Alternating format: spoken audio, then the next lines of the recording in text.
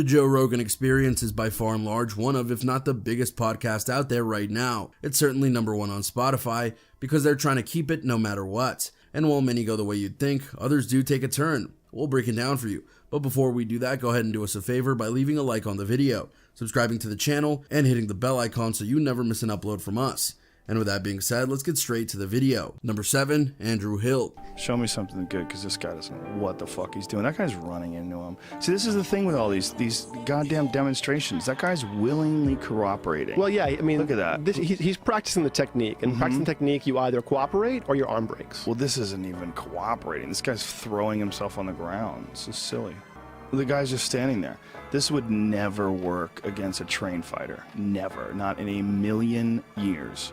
You get an NCAA Division I wrestler, he's going to shoot on this guy, and this guy's going to be on his head in seconds. It just doesn't work. Joe Rogan has been a commentator for UFC, Ultimate Fighting Championship, for a very long time. Do you want to win an iPhone 12, maybe a MacBook Pro? How about $500 cash? All you have to do is comment the secret hidden message somewhere in this video. That's it. Oh, and leave a like on this video and subscribe to the channel so we can keep affording these giveaways. Winner will be announced at the last day of each month. Thanks for watching and good luck.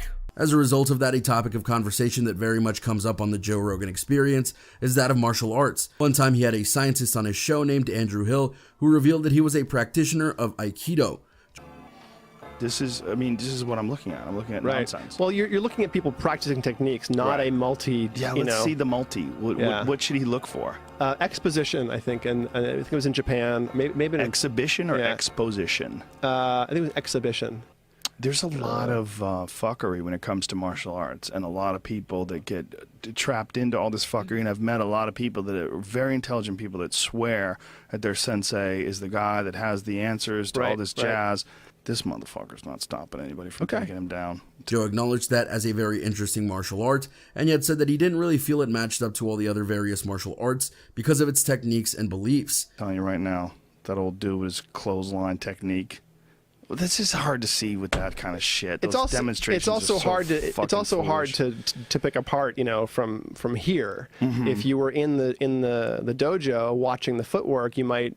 There's this old judo, but the way he moved was logical. I mean, I understood that what he was doing was effective. Yeah. Based on my knowledge of the human body and movement. I'm watching some cooperation there. I'm watching a guy run into this guy's punches or this guy's forearms. Number 6, Brian Redman. Like with any podcast or just any show in general that you're a guest on, you need to follow certain rules of etiquette. For example, self-promotion is fine, but don't push it. Except as time went on, Brian used the show more and more to highlight himself and his comedic standing, even at the end of one podcast segueing from a topic to talk about a review he got during a comedy show. Rogan was not happy about this and the two argued. We blame him for other things, but not this one. Number 5, Jamie Kilstein.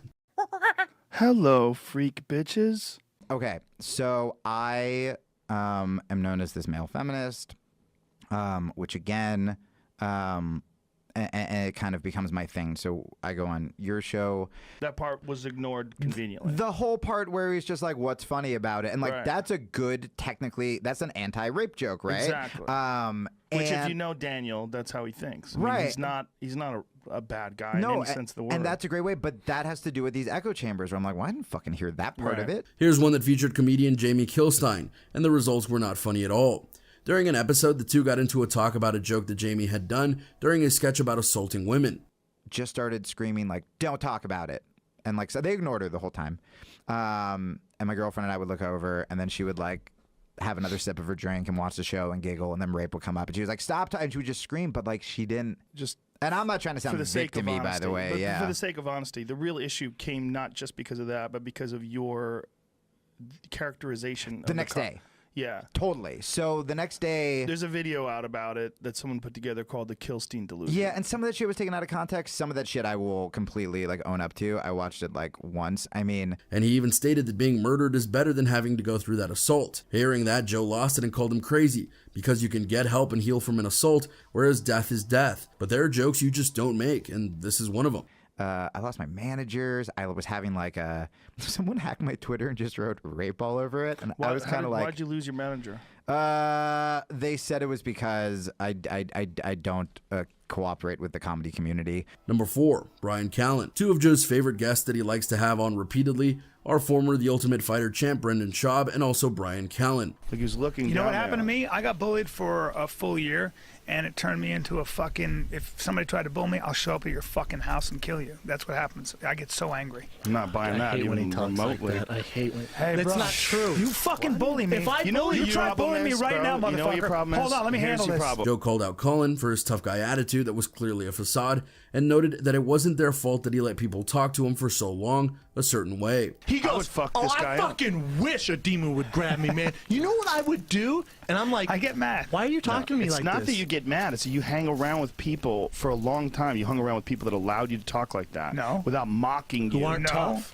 You bully me, bro. I don't you give a fuck shit up about a your demon? UFC bullshit. I will fucking come right at you. I could pin you on the ground right now and put you my could dick try. in your mouth. You could for try. no reason. You could try. And guess Just what? because it's the nice Guess Saturday. what? I would fucking come right to your house. Number 3, Adam Conover. But it is a choice, right? I mean, if I you're don't know. choosing to add hormones to a child's body, that's a choice. It's Or hormone a choice on the blockers?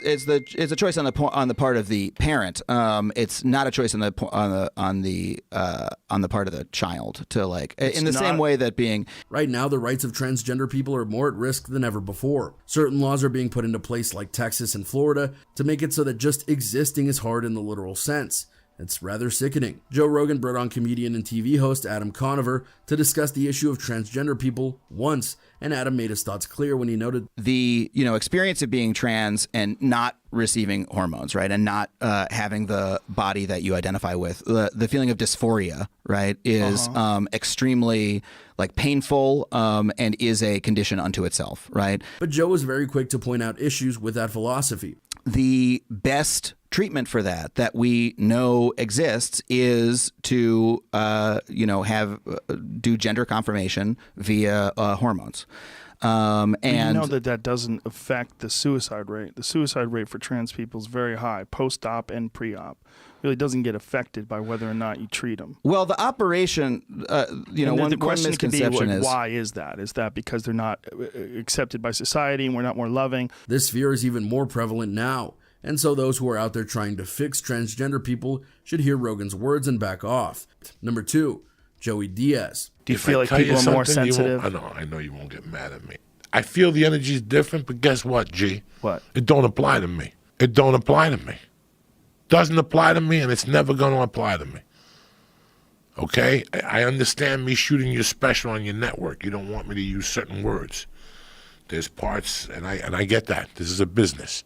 Right. This is a business, and I got mouths to feed. Now let's talk about Joey Diaz, comedian, actor, and podcast host. And he's also a Cuban American. Because of how he was raised and where he was raised, he finds himself in a tricky position in terms of how he talks and the words he uses. Okay? And I'm sorry. No. This is just this so you know. You No! shouldn't be sorry. You're not This is supposed just to so be you know. sorry. You know what I put on yesterday? And this is it. This What? is it because it's time. What? We're not taking it no more. I'm not taking it no more. I put on an album, and again, I'm very sorry if I offend somebody. I didn't name it this. He did. So take your fucking problem up with him. Name of the album is Bicentennial Nigga. Joe understood his position and didn't push it too far. And it is a very unique issue because times have changed and the words we say have meaning. Don't they, Joe? Number 1, the N-word apology. I'm making this video to talk about the most regretful and shameful thing that I've ever had to talk about publicly. There's a video that's out that's a compilation of me saying the N-word. It's a video that's made of clips taken out of context of me of 12 years of conversations on my podcast. And that brings us to a time recently when he lost it in terms of an apology. Rogan was called out for using the N-word in previous podcasts over the years. As such, he made an apology video that he posted online. Now, I know that to most people, there's no context where a white person is ever allowed to say that word, never mind publicly on a podcast. And I agree with that now. I haven't said it in years, but for a long time, I thought as long as it was in context, people would understand what I was doing. I was also talking about how there's not another word like it in the entire English language is allowed to use it, and they can use it in so many different ways. Like if a white person says that word, it's racist and toxic, but A black person can use it and it could be a punchline. It could be a term of endearment. A lot of people responded to this, and those who even had Joe Rogan's back at one point in time, like The Rock, backed out of supporting him after they heard what he said. The musician who called him out noted that the word should never have been in his mouth. It could be lyrics to a rap song. It could be a positive affirmation. It's a very unusual word, but it's not my word to use. I'm well aware of that now. And there's another clip that I have to address. There's a clip from 11 years ago. Sadly, he hasn't apologized for many of the other things he's done, like talking lies about the COVID vaccine, but we'll take what we can get. And I was trying to make the story entertaining, and I said we got out, and it was like we were in Africa. It's like we were in Planet of the Apes. I did not, nor would I ever say that black people are apes, but it sure fucking sounded like that. And there you have it, everyone, a look at Joe Rogan and the times where he's gotten up in arms during his podcast. Which of these moments do you remember happening the first time? Which ones do you applaud Joe for having key thoughts about? Let us know what you think in the comments down below. Be sure to subscribe, and we'll see you next time on the channel.